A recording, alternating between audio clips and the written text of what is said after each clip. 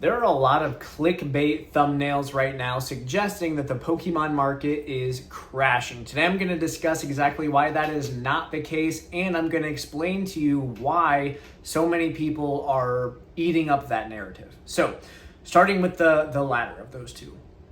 First and foremost, much like the media relies heavily on people just getting an emotional reaction from a sensationalized headline, YouTubers also are well documented in doing that with their thumbnails. We call that clickbait. Now, another thing that I will point out is just because somebody has a camera and maybe some Pokemon cards behind them, like myself, doesn't mean that they are necessarily an opinion worth taking stock into, okay? And maybe some of you feel that way about my opinions, and that's fine and well enough. I think that if that is the stance that you hold, this probably is not a video you should watch. But no matter which way you skin it, the Pokemon market is not crashing. Today, we're going to discuss a few examples of why that's the case and disprove a lot of the narratives that maybe some less experienced people in the YouTube space right now are using to claim that crash. So, the first thing that a lot of people are citing are dips in value for modern booster boxes. Now, I'm not going to pretend that modern booster boxes are specifically my expertise. As a matter of fact, I have probably via opportunity cost lost a six-figure amount in opening sealed products since re-entering the hobby in 2019. I have been a very consistent participant in this space for the past 7 years. I know on a recent video of mine, somebody commented that I got in at Prismatic and panic selling now that PSA is shut down. Quite the contrary, I got back in at Cosmic Eclipse and I have a PSA submission ready to go right here. But anyways, with that said, that's not kind of the point of today's video. But what is the point is, let's take a look at the last 3 sets that have been released, okay? So we have Perfect Order, Chaos Rising, and Pitch Black. If you really take a top-down view at those 3 sets specifically, they leave a lot to be desired. Now, I don't think that the Darkrai is uncool necessarily, but when you just take a look at like Darkrai, Greninja, Zygarde, okay? Darkrai is a B-tier Pokemon at best. I kind of put him in that same category as Scyther, and if you look behind me, there's a lot of Scyther cards there. I'm a fan of Scyther. Just because I love Scyther doesn't mean everybody does, right? B tier, in most people's opinions. So when we take a look at Greninja, I know that there's that long-standing mythological Japanese poll where Greninja was voted the #1 Pokemon back in the XY generation. That has never translated that well in America. So, or I guess probably most Western countries. If you were to ask many people their favorite Pokemon, the popular ones are probably going to be Pikachu, Charizard, yada yada, okay? Those are the top tier Pokemon. Those are the ones that people like. Rayquaza is another example of that, right? Which we'll get to in a little bit here. So when we take a look at Darkrai, B tier. Greninja, A or B probably. And Zygarde from Perfect Order, that is probably a C or D tier Pokemon. Sorry to any Zygarde fans out there. But what I've just explained to you are 3 mid at best sets. If you take a look back in 2024, we had other mediocre sets. They weren't bad. They had SARs and SIRs, Japanese, English respectively there, that were, eye-catching and appealing and cool. And in 2024, those sets were selling for $100. If you take a look at the worst of the lot of the 3 that I just described to you, Perfect Order, Chaos, and Pitch Black, the worst one by far is Perfect Order.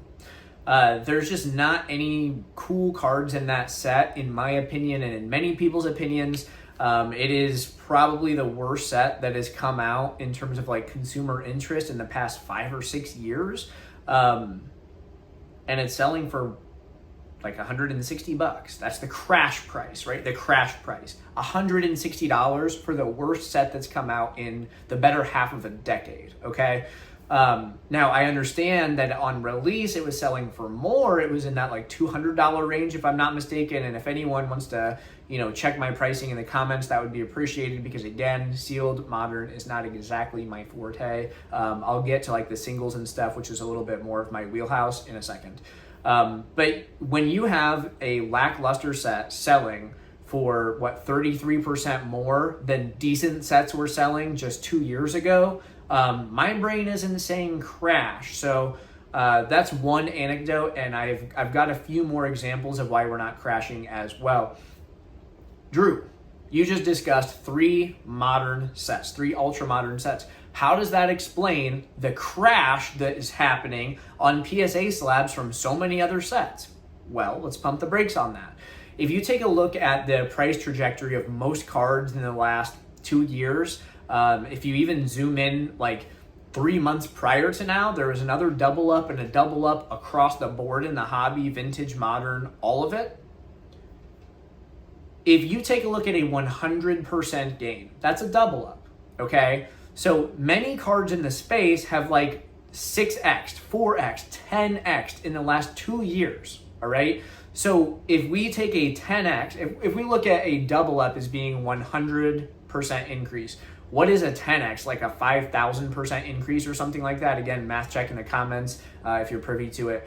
I'm just kind of chit-chatting with the camera right now, so my math brain is kind of turned off. But if you look at like 5,000%, okay, what we're seeing right now is a 30% dip. So what that means is of the 10 multiples that many cards have increased in value in the last 2 years, you're taking one of those multiples and then taking a little bit away from one of those multiples. So you're still looking at something like a 9.7x across the board in the hobby. Now, again, I don't know about you, but coming from the world of like traditional assets and my limited exposure to that, it's like, man, if the total value of my portfolio doubled in like 7 to 10 years, I'm happy about that. That would be phenomenal. Okay, we're looking at a 10x in 2 years, a 9.7 adjusted rate in 2 years. 9.7x is not a crash. And I was in the PokeFlips live chat the other day, and there's this guy that, if there is one way to like broadcast to the masses that you're new here, it is to have the opinion that the market is crashing right now and that this PSA like lawsuit situation means PSA is cooked and PSA is going bankrupt after this. Like, those two opinions are exactly the type of sensationalized rage bait. It's like you're wearing a billboard on top of your head saying I'm new here. Like, those are extremely dusted takes. When you take a look at the fact that across the board, the hobby is up like 10x, okay? Like a ridiculous thousands of percent increase for a 10 to 30% decrease. I'll take that any day of the week, okay? And when you get into also like what's causing all of this stuff, well, let me backpedal a little bit. So I'm gonna go a bit before my re-entrance into the hobby. So I got back in at like 2019, which means I had a little bit of cards prior to the COVID boom. But if you go back a few years before that, like 2015, 2014, there's like 3 primary types of people participating in the space at that time. And I'm speaking generally here, so bear with me. There were collectors, people who were buying cards to appreciate them and put them in binders or slab cases or whatever they had at the time. There were people who are primarily net sellers. So they were buying cards at X rate, selling them for higher, hopefully, whether that be through Facebook Marketplace, garage sales, catching a lick on eBay. That reselling practice has been a phenomenon in the hobby for decades. It was even a thing in like 2022 to 2024 when the market was crashed, okay? Myself and many other people were still like profiting pretty substantially in this space during that time. So in 2014, 15, whatever, you have collectors, you have net sellers, and then there also, I'm assuming, were people setting things back to invest in them, okay? When we fast forward a little bit to like the COVID era, you saw a big entrance of influencers in the space, whether that be live streamers who are ripping packs, prominent YouTubers. Like when I was in college, I used to watch this YouTube channel called Goku Flex. It was a weightlifting YouTube channel. That guy during the COVID boom found his Pokemon binder, made a video about it, got millions of views. So you saw like all types of influencers across multiple social media platforms hyping up Pokemon cards, talking about Pokemon cards, and interacting with the IP. Now, when you talk about an influencer of that level getting like millions of views, Typically, that is describing a well-capitalized individual. So not only do you have somebody coming into this space who has a decent amount of money to spend, but also their entire viewership comes with them, or some percentage of their massive viewership comes with them and gets into this stuff, all right? So that was like a big proponent. And then also like all the people locked in their houses, all of their debt via like student loans was on pause. They were getting whatever those checks were called, like the relief checks from the government or whatever here in the US. Like all of those things were contributing factors where people could take a trip down memory lane while they were locked in their houses, okay? Now, today, the market looks different yet again. So it's like all of these half-decade intervals that I'm describing, the landscape of consumers has totally shifted.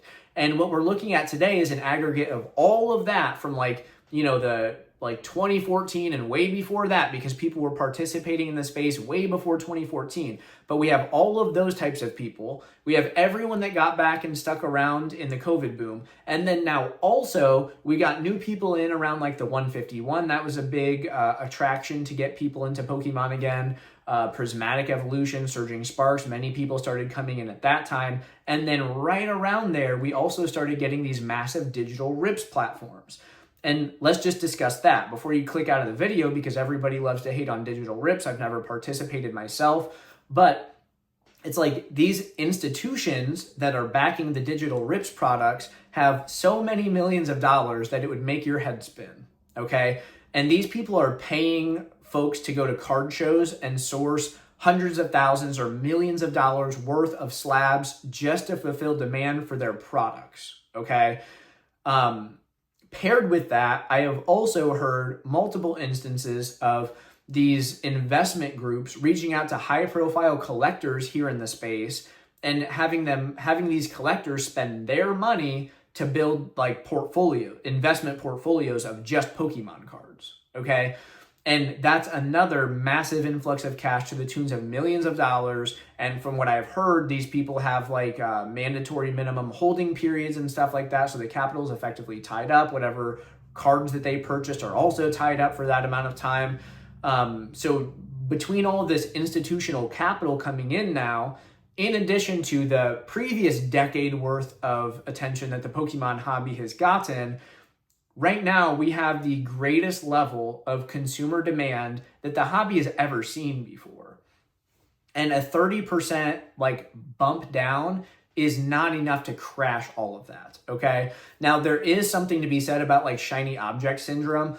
People have this interesting habit of when something is new and fresh and desirable and keyword expensive, when an item is expensive, people are more willing to pay a lot of money for it. When an item is cheap, people, for whatever reason, perceive it as cheap, therefore not worth spending on, okay? So there is a little bit of that shiny object syndrome going on, and that can definitely start a downward spiral in some instances. But another time travel scenario here, let's go back to just 2025, not that long ago, about 1 year ago exactly. I was in negotiations for a handful of collections during the summer of 2025. By this time, the market had doubled up and doubled up again, and we saw all of this massive influx around the release of Prismatic Evolutions. There's discussion on whether it would be the next Evolving Skies, and a lot of people were finding their collections in their closets, listing them for sale, talking about cards, whatever. So I had, say, half a dozen deals in the works that had fallen through the cracks because people, quote, wanted to see where the market went. They thought that if they just held out a little longer, the market would go up more and they would be able to get more money for their cards. Lo and behold, the Black Friday time period came. So October, November-ish. And right around then in 2025, if you were there, you remember that there was a 30% drop in pricing. And around that time, those same people that previously shelved the deals that I was working out with them, they reapproached me, sold me their collections for the same percentage of that new market price. So I was willing to spend more money with them previously, and now they were selling it to me for even cheaper because of that perception of decreased value. And that's exactly what I'm trying to describe when I bring up this shiny object syndrome, okay? So that's a thing that happened very recently, okay? Now, the rest is history. Like in the beginning of 2026, after Christmas time, everything doubled up and doubled up again and went, the Pokemon market was ripping at the time as it is now. And so all of those people that like panic sold because they saw a marginal red line on their collector apps, all of those people were kicking themselves in the cans because they panic sold. And here we're kind of doing the same thing again. And now I'm not proposing to you that the same scenario is going to happen where like in a month or two, everything's going to quadruple up again. It could or couldn't happen, frankly. Like I don't have the supernatural power to predict that necessarily, but I'm just telling you like a thing that happened. All right. And now we're right around that same percentage of decrease, which is still exponentially higher than we were a year or 2 years prior to now. But look at what's coming down the line, okay? We previously discussed how the most recent 3 sets that came out were pretty subpar. They left a lot to be desired, But what do we have coming next? Well, here pretty soon, we're going to see the 30th anniversary. And shortly after that, we have the Rayquaza set. In Japan, it's called Storm Esmeralda. I don't exactly remember the English name, but comment down below if you do, and I will update you to show you how smart you are. But here's something to consider, okay? If we have 3 bad things to spend money on, and then a good thing to spend money on, people really only have like 3 options, right? They can buy the bad stuff, they can wait to buy the good stuff, or they can buy nothing at all. Now, some amount of those 3 things are happening because there are perfect order booster boxes selling for $160, which is, again, like a pretty high price relative to historic releases. Some amount of people are spending money on the bad stuff, okay? Some people are offloading their collections and exiting the hobby, so they're choosing not to spend anything at all, they're leaving. And then also, I am just willing to bet that some amount of people do have the capacity to have some like short-term planning with their money, and they're just saving their hard-earned cash to buy the good stuff, okay? And again, here's a situation for you all to consider. If you've made it 17 minutes into the video, you're probably not hate watching at this point, but I know some amount of people do that. So for anyone who's hate watching, I've got a proposition for you, okay? Scout's Honor, you can leave the nastiest, most, rude, condescending, hateful comment that you want, your little heart desires, on this video. If, when 30th anniversary releases, if you go into Target and the shelves are stocked, there's UPCs collecting dust on them, you go to the gas station and they're trying to mark down 30th celebrations products to you. If you go on eBay and everything's selling for below MSRP when 30th releases, you can leave that nasty, hateful comment and tell me how dumb I am. Or agree to this side also. Like if you agree to that, you have to also agree to this too, right? If 30th gets released and it's nowhere to be seen in retail, people are fighting over it in stores, it is being scalped on eBay and TCG Player, wouldn't that be rather indicative of the market, in fact, not crashing? And if that's the case, you can't leave the nasty, hateful comment. Instead, you have to tell me how smart and handsome I am, and I will accept those compliments graciously, all right? And then I would propose the same situation when that Rayquaza set comes out, because let's be honest here, okay? If Greninja is A tier at best, it's kind of marginal. Darkrai is like a B tier Pokemon. Zygarde is nowhere to be seen. What's Rayquaza? Rayquaza is an S tier Pokemon, okay? It has some of the most expensive cards to be released from every era that it has been released into. Examples, the Gold Star Rayquaza, the Mega Rayquaza EX Full Art from the XY era.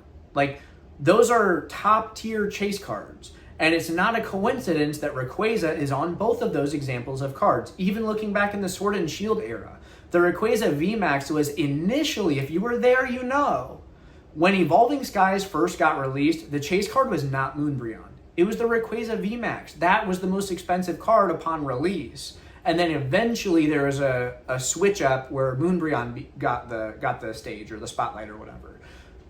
Rayquaza is an S tier Pokemon.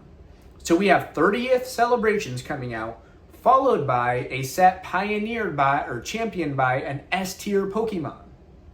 I know people that do Japanese wholesale distribution, and they have They have been selling Storm Esmeralda already, and they've been on YouTube. You could watch their channels as well, talking about how much of it is being bought. People that have not previously contacted them are in touch now buying that Rayquaza set. So I don't know, like, you tell me, is that a bad sign? Does that show you that the market is crashing? Or does it just mean that people are unwilling, largely, to waste their money on suboptimal sets? And even then, as described, people are still buying the suboptimal stuff too. So to me, this is not the market crashing. This is just people are being less impulsive with what's available. And they're either holding out for the good stuff or they're just not participating. And both of those are fine options too. It doesn't mean crash though.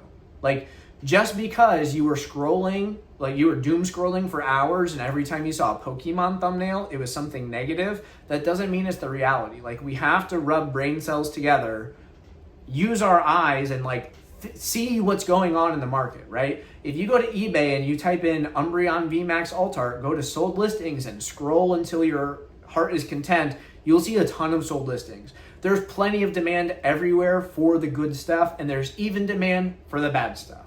So none of that means crash, okay? Crash means that prices have dramatically plummeted by multiples, okay? So all those multiples that we gained are now being taken back, maybe even a slight deficit below that.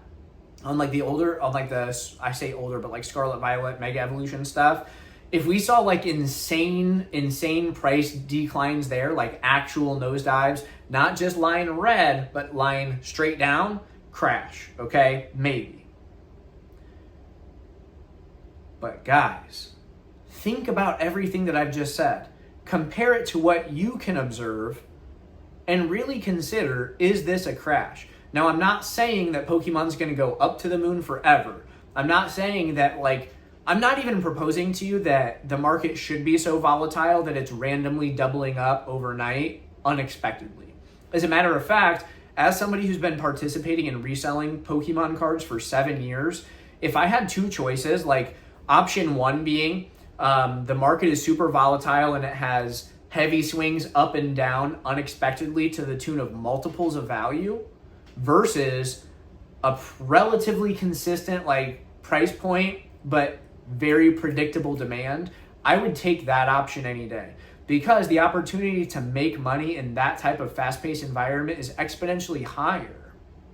And an example of this is like, imagine you send off a 50 card PSA submission. Of course, they're going bankrupt, so maybe you'll just never get it back, right? But assume that you get a PSA submission back, which has been happening for a long time. And, you know, not all those cards get PSA 10s, which is pretty realistic. Even if you're using the best pre-grading options out there like Gem Inspector, still it's not going to be a 100% gem rate. It's just unreasonable to expect that every single time, okay? So with that submission of 50 cards, you're going to get some 10s. So if you pre-grade it, if you use Gem Inspector, you'll probably get more than if you just did it on your own. But you'll also get some 9s, some 8s, and maybe 1 or 2 totally unexpected grades. Like you missed a dent, PSA damaged your card. That happens too, to be fair. But what do you do with that? Like the 10s you feel great about because you know you can make money on that, or you can, you know, it's going to look great in your PSA 10 collection.